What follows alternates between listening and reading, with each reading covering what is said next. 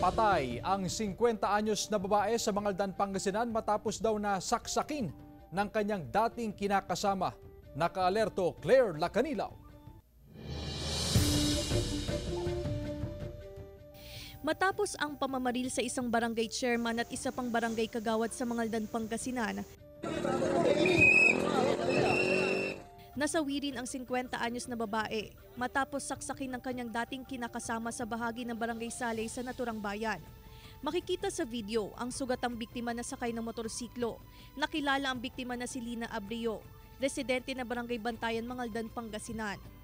Saksak sa tagiliran ang tinamo ng biktima. Dinala pa sa ospital ang biktima pero binawian din ng buhay. Nagkaroon po sila ng heated argument about sa kanila, relationship nila na allegedly na mayroon daw other kanyang babae. Hustisya ang sigaw ng anak ng biktima. Sana po makulong siya.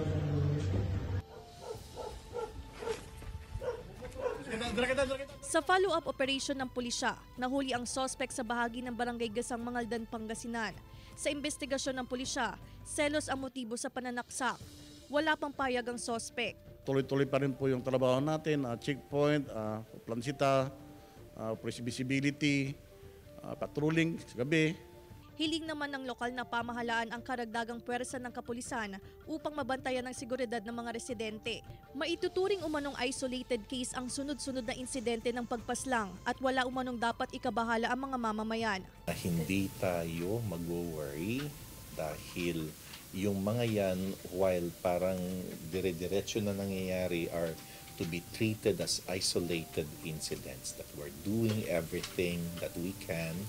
Kasama si Henry Duminsil, Claire Lacanilaw, 1 North Central Luzon.